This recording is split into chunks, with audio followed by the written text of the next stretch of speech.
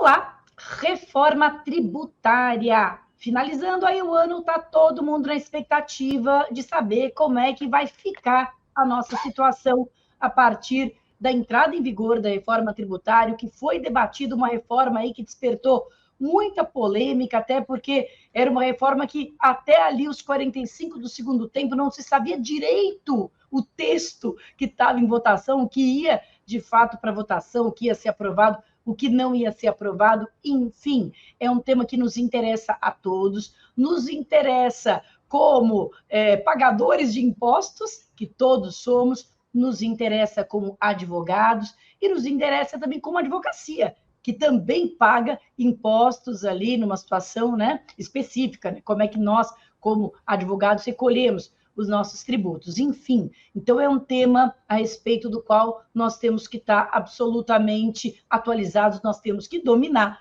para entrar aí o próximo ano sabendo como é que está o cenário. Para isso, a gente trouxe aqui para o Pontos e Vistas o Jonathan Barros Vita, ele é consultor jurídico, especialista em direito tributário. Jonathan, obrigada por ter atendido o nosso convite. Eu estava aqui me desculpando, porque tantas vezes a gente marcou e desmarcou, porque as agendas aqui, para eu, Leonardo, estarmos juntos numa sala, já é, né, uma dificuldade, ainda mais dependendo da agenda do nosso convidado, que se dispôs também todas as vezes, assim, com uma super disposição para conversar conosco. Já te agradeço demais por isso. E é isso, a gente está muito feliz de te ter aqui para esclarecer um pouco sobre essa tão falada, mas às vezes pouco conhecida reforma tributária. Jonathan, você tem aí a palavra para falar um pouquinho sobre isso. Quais são os principais pontos da reforma? Quais eram os objetivos dela? O que você destaca aqui de mais importante? Bem, antes de tudo, olá a todos e todas. Eu fico muito feliz, Patrícia, Leonardo, de vir ao Pontos e Vistas, né, que é um programa muito assistido pela advocacia de todo o estado de São Paulo, também de toda a advocacia brasileira, né, já que a seccional da OAB de São Paulo é a maior do Brasil.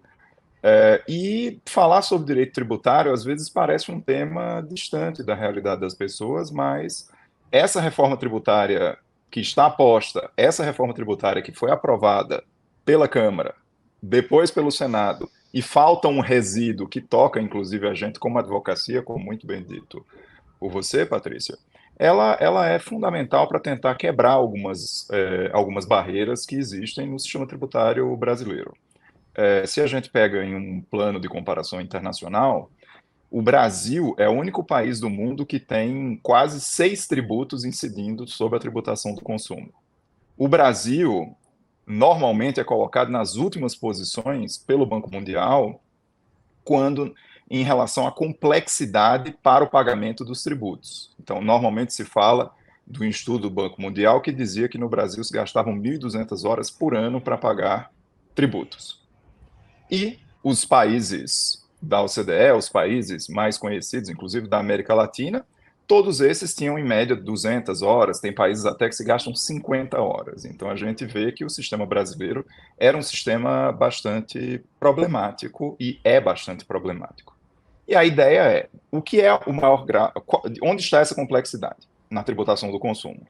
Então vamos tentar resolver essa questão da tributação do consumo, e esse foi o norte da chamada emenda, a PEC 45, que virou PEC 45A, e da PEC 110, e essas duas PECs conversaram entre elas e trouxeram essa mudança da tributação do consumo, fazendo com que o quê? A gente tivesse uma unificação das bases e unificação da tributação, seja das mercadorias e seja de todos os serviços, e ampliando isso para a, digamos assim, a tributação da economia digital, né, que é um grande tema que nos aflige até hoje. Então, a ideia é, vamos deixar de desperdiçar bases tributárias, vamos deixar de ter conflitos entre tributos, porque existem muitos conflitos entre o chamado ISS e o chamado ICMS, e vamos, além disso, reduzir toda essa complexidade, evitando, digamos assim, 5.700 legislações de ISS, 27 legislações de ICMS, além da legislação do IPI, do PIS e da COFINS e do IOF, porque todos esses fazem aí um grande arcabouço normativo que só aumenta. E para finalizar nessa parte inicial, queria dizer também que ela ataca essa redução da complexidade, ataca essas bases fragmentadas e, ao mesmo tempo, procura, digamos assim, dar ao pequeno município, às pessoas menos favorecidas, um tratamento que, de fato, melhore a situação dessas pessoas, diminuindo as desigualdades sociais e diminuindo as desigualdades regionais. Léo? Jonathan, obrigado, né? Patrícia já fez agradecimentos, então vou continuar aqui o bate-papo. É muito interessante quando você fala que, quando a gente fala de direito tributário, as pessoas pensam que a gente está falando de uma coisa de outra esfera, de outro planeta, algo muito distante da nossa vida, né? Eu tive, no meio desse ano, eu fui tirar férias com minha família em Londres, aí eu fui lá no British Museum. Uma das grandes atrações do British Museum é uma pedra, que é a Rosetta Stone, a pedra de Rosetta, que é uma pedra grande, onde tem esculpido lá um pedaço de legislação, lá do Egito, esqueci o nome do faraó que fez, mas é o primeiro registro de legislação escrita que a gente tem, é a Rosetta Stone. Então, ela é uma grande atração do maior museu de Londres. E aí, eu estava lá com a guia, claro, e a guia contou que o que está escrito lá é uma reforma tributária. Né? O primeiro registro que a gente tem de legislação escrito, que está lá, é o faraó isentando determinadas pessoas de pagar a taxa, o tributo, lá. Então, isso rege a nossa vida desde que as pessoas resolveram viver juntas. Né? A vida em sociedade produtiva é regida pelas normas tributárias. Isso mexe muito com a nossa vida. E se mexe muito com a nossa vida, né? Mexe muito com a vida da advocacia. E aí, que nós estamos aqui um pouco para falar sobre isso também. Né? A advocacia é profissão regulada, as profissões reguladas têm um regime tributário diferenciado, até porque tem que ser, porque são profissões reguladas, Jonathan. E aí, claro, dá para a gente falar o dia inteiro, mas sobre isso, você... Eu e a Patrícia não, nós somos criminalistas, não dá para a gente falar 5 minutos sobre isso, vai dar errado. Mas você falar um pouquinho para a gente como é, né? A gente sabe como é, mas qual é a mudança, as mudanças que se endereçam para a advocacia? Bem, eu queria dizer que é uma pergunta fundamental, porque eu acho que vocês obviamente sabem, Leonardo e Patrícia, mas os nossos ouvintes e os nossos espectadores talvez não saibam. Eu fui convidado como expert do grupo de trabalho da reforma tributária pelo senador Efraim Moraes, capitaneado pelo senador Efraim Moraes, e participei das audiências públicas, e na audiência pública eu basicamente falei sobre 3 pontos. Quais foram esses 3 pontos? E aí eu vou chegar na questão da advocacia. O primeiro ponto é uma limitação geral da carga tributária, porque a gente não pode ter um aumento de carga tributária na tributação do consumo, nem na tributação geral, mas eles pelo menos aceitaram o argumento de que deveria haver uma limitação para não... A soma da arrecadação do ICMS com o ISS, com os outros tributos da União, não pode superar o que tem hoje. Então, esse é um dado importante. E isso, obviamente, vai provocar ganhadores e perdedores, e a gente sabe que o setor de serviços hoje tem uma tributação mais reduzida. O segundo ponto que eu toquei foi em relação à reforma processual tributária. Por quê? Porque dentro da proposta inicial, existia uma ideia de manter, ou seja, a gente vai criar o IVA federal e o IVA dos estados e municípios com regulação idêntica, base de cálculo idêntica, alíquota idêntica, tudo idêntico. Mas o processo, você ia ser fiscalizado pela Receita Federal e ia ser fiscalizado ou pelo município ou pelo estado via o Conselho Federativo, que virou comitê gestor. Ou seja, isso impacta os advogados de uma maneira fortíssima, porque a gente sabe que o contencioso tributário hoje, por exemplo, no Supremo Tribunal Federal, representa aproximadamente 40% do contencioso geral. A gente tem um contencioso administrativo administrativo no Brasil que perpassa as 3 esferas da federação. Em São Paulo, Conselho Municipal de Tributos; no estado de São Paulo, o TIT; na União, o CARF. E, só para dar um dado empírico, o contencioso brasileiro tributário representa aproximadamente 70% do PIB. Então, além de ser um mercado relevante para a advocacia, os advogados precisam saber contra quem ou com quem vão manejar os seus instrumentos processuais, mas a gente pode falar um pouco mais disso à frente. E o meu terceiro ponto era uma defesa da pauta das profissões regulamentadas.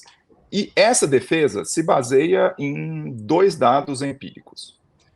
O primeiro dado empírico é: se existem exceções, e foram dadas exceções a parques de diversões, a bares, restaurantes, todos gostamos de frequentar esse tipo de local, mas assim, não me parecem que são lugares essenciais. Você estava dizendo, Leonardo, foi a Londres. Se tivesse ido a Miami ou a Orlando, com certeza teria ido na Disney, e a Patrícia também, porque, enfim, tem filhos. E dentro dessa perspectiva, a gente, dando exceções e criando regimes tributários privilegiados, é óbvio que várias categorias vão tentar se habilitar dentro desse contexto. Agora, uma categoria, que é a categoria das profissões regulamentadas, não só da advocacia, mas das profissões regulamentadas como um todo, essa categoria, ela sempre teve um tratamento favorecido. Desde o Decreto-Lei 406 de 1968, a gente tinha a chamada tributação fixa.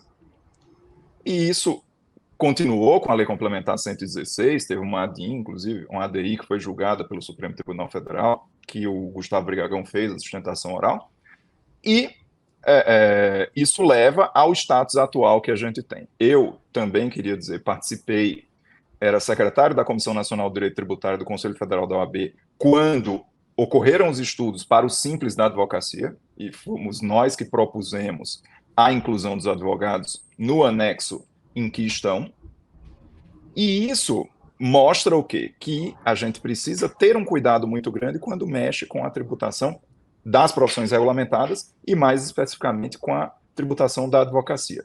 E, além disso, a gente precisa entender como os escritórios de advocacia trabalham.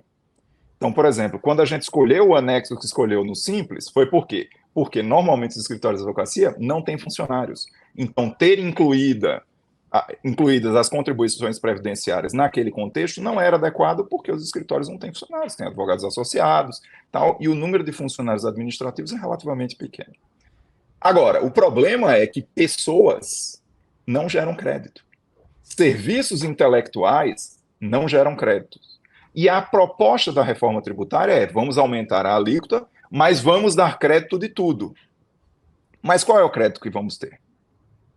Os livros que estão ali atrás do Leonardo não vão dar crédito. O escritório aí seu, Patrícia, também não vai dar crédito. A cadeira que você está sentada, tal, esse crédito é ínfimo perante o trabalho eminentemente intelectual centrado em pessoas. Então, isso fez com que houvesse a necessidade de dizer: olha, a gente precisa, então, de algum tratamento para essas profissões regulamentadas que não geram crédito. E quais são os contra-argumentos que são colocados? O primeiro argumento é: olha, mas isso vai entrar na cadeia. Vai entrar na cadeia e, por isso, vai ser neutro. Essa afirmação que é feita, ela é parcialmente verdade. Por que ela é parcialmente verdade? De fato, quando você presta serviços para grandes empresas que estão no lucro real, isso vai gerar crédito. Então, de fato, a atuação das pessoas, dos advogados nesse caso, é uma atuação neutra. Agora, a advocacia real não vive de atender as empresas gigantes que estão no lucro real. Vive de atender o pequeno empresário, as pessoas físicas, em sua grandíssima maioria. E, nesses casos, não vai gerar crédito nenhum. Por quê? Porque essas pessoas ou vão contratar o serviço na pessoa física ou estão no Simples Nacional e não vão tomar crédito de absolutamente nada.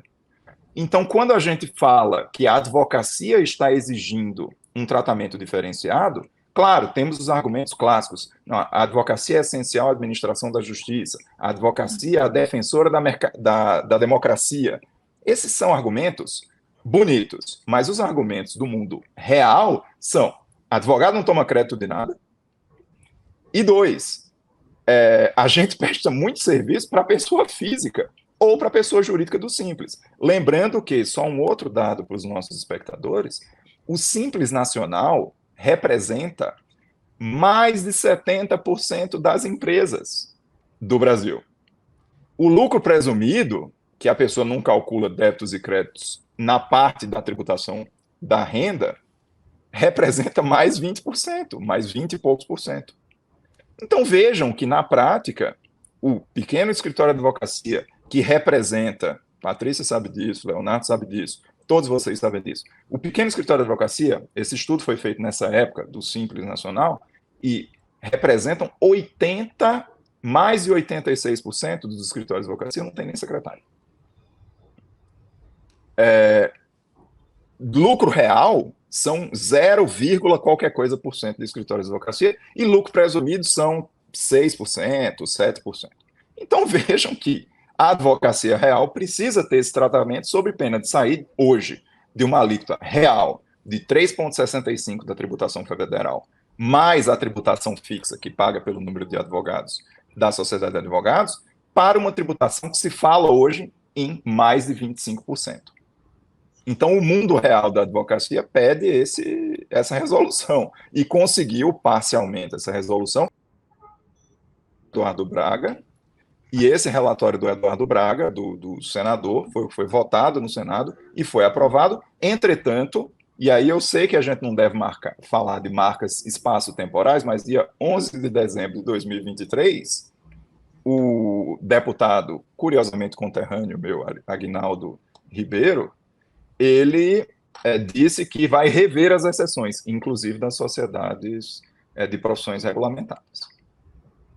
Muito bem, Jonathan, é a tal da cadeia curta, né? Que de fato impõe uma realidade completamente diferente para as sociedades de advocacia, não é nenhum privilégio. Então, eu queria, só para que a gente possa ser bem claro aqui para o nosso ouvinte, que nem sempre é um tributarista, e de forma bastante pragmática, eu queria te fazer 2 perguntas em face desse cenário, focando aí nas questões relativas à advocacia, né? A gente sabe que a reforma tributária é muito mais do que esse nosso mundo, né? Do que esse nosso aí entorno. É claro que ela tem, pelo que eu compreendi, então, o primeiro objetivo, que era de reduzir complexidade. Isso vai ser bom para todo mundo, né? Imagina esse dispêndio de horas para pagar tributo, isso é perda de dinheiro também, né? Isso aumenta ou diminui a atração do Brasil para investimentos, né? A gente sabe que isso é ruim para todo mundo. Então, redução de complexidade, eu acho que está ok. Mas em relação de fato, ao aumento da carga que se vai sentir, eu queria só que você explicasse um pouquinho em que pé estamos agora, nesse momento, como é que estão as sociedades de advocacia, como é que está o exercício da advocacia? Está dentro da regra, está como exceção, foi tratado, não foi tratado, porque essa história já foi tanto e voltou, que eu só queria que o nosso ouvinte aí, ele tivesse a segurança de que nós vamos aí entrar em 2024, qual que é o cenário que nós podemos nos deparar aí, em que pé que estamos hoje. E outra pergunta que eu queria te fazer, Jonathan, que eu achei super interessante, é aí para a advocacia enquanto a mão de obra aí que advoga no âmbito tributário. Você acha que do jeito que está, vai haver uma diferença importante para os advogados tributaristas? A vida deles vai ficar mais fácil, vai ficar mais difícil, ele vai perder campo de trabalho, ele vai ganhar? Como é que você acha que isso vai impactar sobre a advocacia que lida com isso, né? A advocacia tributarista. Bem, obrigado, Patrícia, pela pergunta. Eu vou separar a resposta nas 2 perguntas que você fez. A primeira pergunta, e sendo super objetivo, o artigo 9º, parágrafo 12 da emenda constitucional, ele fala: a lei complementar estabelecerá as operações beneficiadas com redução de 30% das alíquotas do tributo que trata o caput relativa à prestação de serviços de profissão intelectual, de natureza científica, literária ou artística, desde que sejam submetidas à fiscalização por conselho profissional. Ou seja, a advocacia está aqui, junto com os médicos, junto com os contadores, junto com uma série de profissões. Então, a redução seria de 30%, e vamos imaginar que tenhamos uma alíquota base. Se fala hoje de 26%, a gente está falando de uma alíquota efetiva de quase 17%. De novo, hoje, a gente tem uma alíquota de 3,65%, mais o valor que se paga por profissional, que vai dar, vamos colocar 4%.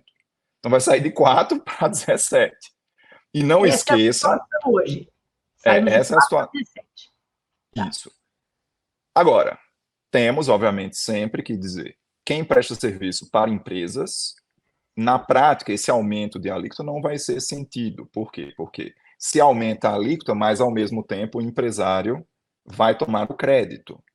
O problema é que a grande maioria dos advogados ou são pessoas autônomas ou estão no Simples. E não há um tratamento condigno às empresas do Simples dentro desse contexto. E, de novo, esse é no campo, principalmente, da prestação de serviços a empresas que estejam fora do Simples. Quando presta para a empresa do Simples e quando presta para a pessoa física, vai ser os 17% puro e simples, o que vai aumentar em pelo menos 4 vezes a tributação desses advogados. Obviamente, os advogados autônomos, né, que estão prestando como pessoa física, ou advogados que estejam no lucro presumido ou no lucro real. Em relação à segunda pergunta, Patrícia, eu acho que a gente precisa saber, isso a gente diz sempre brincando, eu estava num congresso, inclusive, que concluiu-se sexta-feira, foi de quarta a sexta-feira da semana passada, e lá no congresso a gente dizia brincando que, olha, os 10 anos da transição vai ter trabalho, vai aumentar o trabalho, né? Porque vão dobrar os tributos, porque hoje a gente tem todos aqueles 6 tributos que eu falei, a partir de agora a gente vai ter 2 tributos a partir de 2026, que são a CBS e o IBS, que vão substituindo, mas vão substituindo gradativamente. Então, pelos próximos 10 anos, trabalho não vai faltar, porque a gente vai ter, na falta de um sistema tributário, vamos ter 2 sistemas tributários. Segundo, a transição total do sistema, do ponto de vista tributário, são 10 anos a partir de 2023, ou seja, acabaria em 2033, e do ponto de vista do direito financeiro, que, enfim, congloba, de certa maneira, o direito tributário, são 50 anos. Então, assim, meus netos, vocês já têm filhos, os bisnetos, enfim, todo mundo vai ter trabalho durante muito tempo. Claro, o sistema vai estar mais simples, mas a gente tem 2 pontos. Tem vamos ter uma transição muito longa do ponto de vista tributário e do ponto de vista do estoque processual que a gente tem, a gente vem falando em um estoque processual que na esfera federal, no CARF, que é o órgão administrativo de julgamento tributário, se fala em 10 anos para julgamento de processo. Depois disso, a gente tem um prazo de tramitação na justiça de aproximadamente 10 a 12 anos. Então, a gente está falando de 22 anos. Então, se a gente pegar o final do período de transição da reforma, 2033, e juntar mais 22 anos, trabalho vai ter muito até pelo menos 2055. Se der tudo certo e todos os processos forem julgados até aquele momento. Então, assim, os penalistas sempre estão de festa, porque sempre tem trabalho, mas os tributaristas também, eu diria que, apesar da redução de complexidades, só o estoque que tem disponível para ser resolvido já é muito grande. E, obviamente, cada novo sistema tributário gera um novo contencioso quase que por gravidade. Lembrando, Patrícia e Leonardo, e a gente vai ter oportunidade, espero que em outros pontos de vistas, para falar que, na emenda constitucional atual, ele já falou expressamente, dizendo, olha, aqui a gente está resolvendo a tributação do consumo, mas em 6 meses vai ser obrigatório fazer a reforma da tributação da Previdência e da tributação do imposto de renda. O que é que significa isso? Que tudo do direito tributário vai ter de ser reformado nos próximos 6 meses, depois da promulgação da emenda constitucional. Então, trabalho não vai faltar. O direito tributário sempre é uma área bastante em evidência, assim como o direito penal, que é a origem de vocês. Mas, assim, trabalho vai dar. E espero que seja um trabalho que seja remunerado condignamente e que não seja aí capturado pelo Estado. O Estado está dando mais trabalho para a gente, mas aí do outro lado o Estado está tomando um pedaço maior do trabalho da gente, com uma tributação 4 vezes, pelo menos, mais elevada. Tá mutado, Léo. Tá no mudo, Léo. A pandemia. Já entendi. Meu filho está no primeiro ano da faculdade, eu tenho que convencer ele a ser tributarista. É isso, Patrícia? Não é isso? Tá quase por aí. Jonathan, uma pergunta bem básica, né? Que é a nossa. Promulgada a emenda, alterado o nosso regime tributário das sociedades de advocacia, que vai acontecer a alteração, a gente sabe. os advogados, nós, né, os advogados se programarem. Quando que eu começo a ter que tributar de uma maneira diferente? 2026. Começa a transição, né? Isso que eu estou falando. Ou seja, eles dão um prazo. 26. Ou seja, a gente vai ter uma mudança do sistema. Essa mudança tem 2 anos, mais ou menos, de carência a partir de 2024. E depois desses 2 anos de carência é que, de fato, ela vai começar a valer, mas vai começar a valer com alíquotas reduzidas.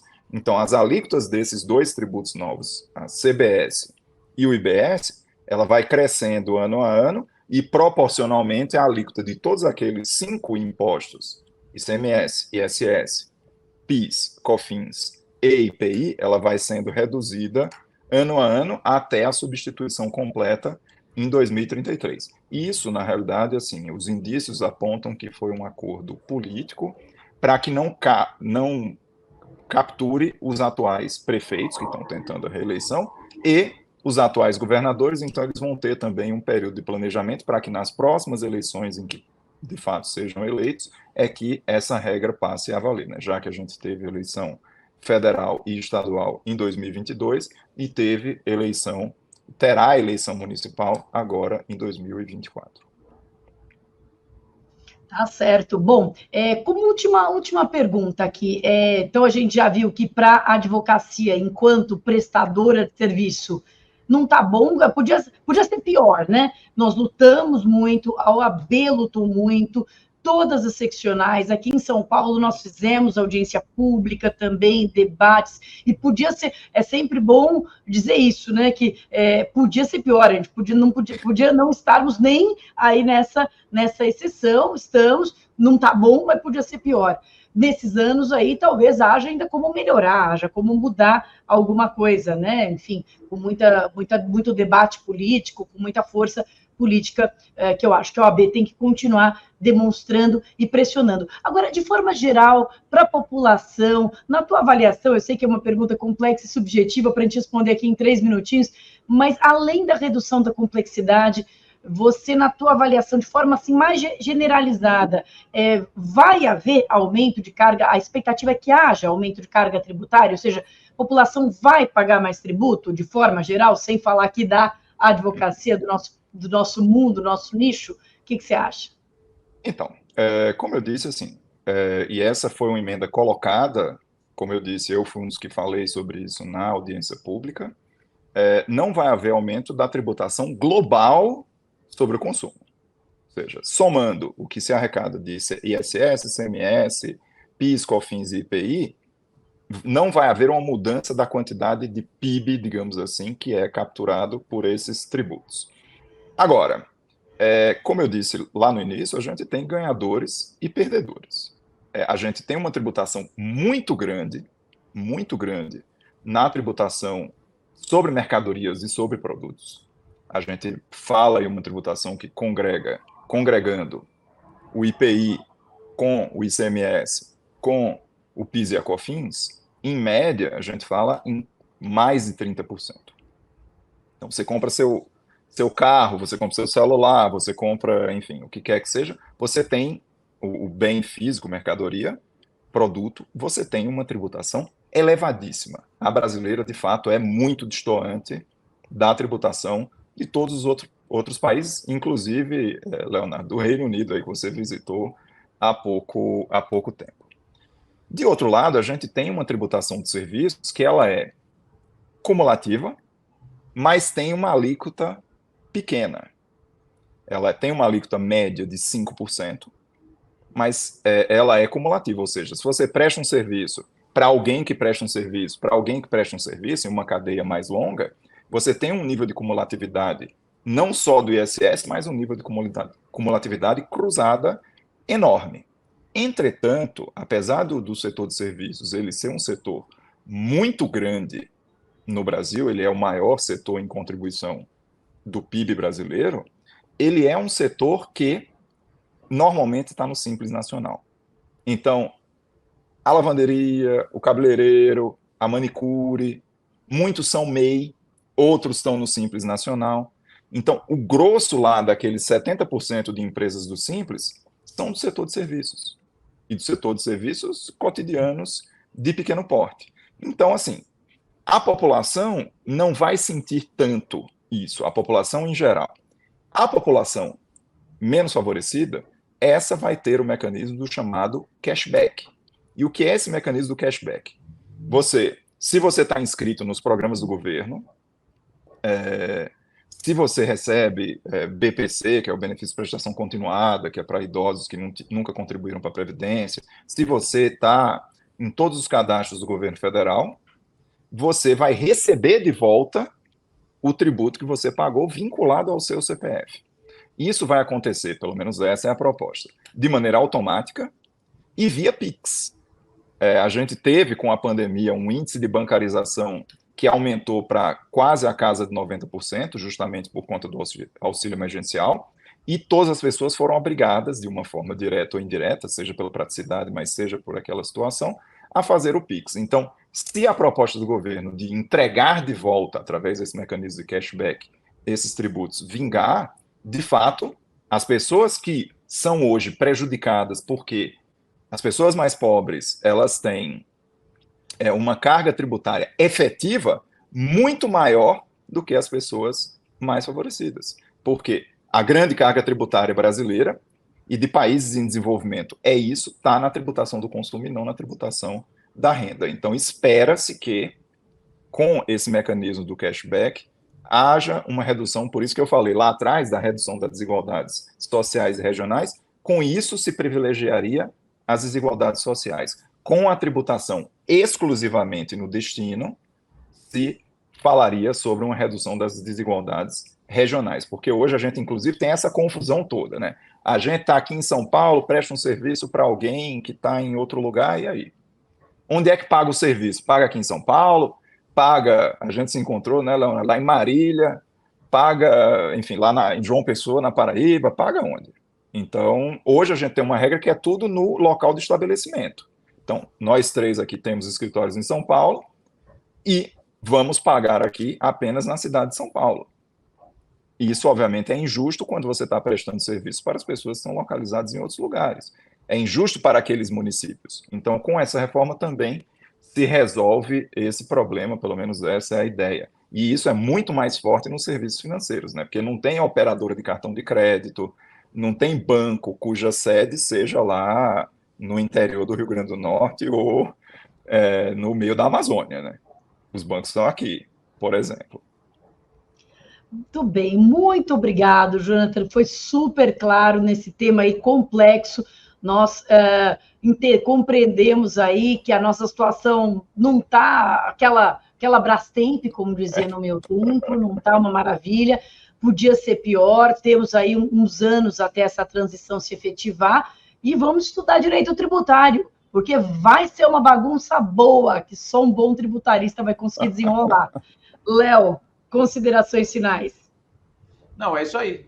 A gente tem que jogar a luz na importância do tema, né? O direito tributário é um direito que cuida da nossa vida, embora pareça não. E a gente vai ter aí longos anos de discussão de melhorar o sistema, e os advogados são essenciais para melhorar o sistema. Legal. Isso aí. Obrigadão, gente. Valeu, a gente volta Obrigado. na próxima segunda-feira com mais pontos e vistas. Tchau, tchau. Tchau, tchau.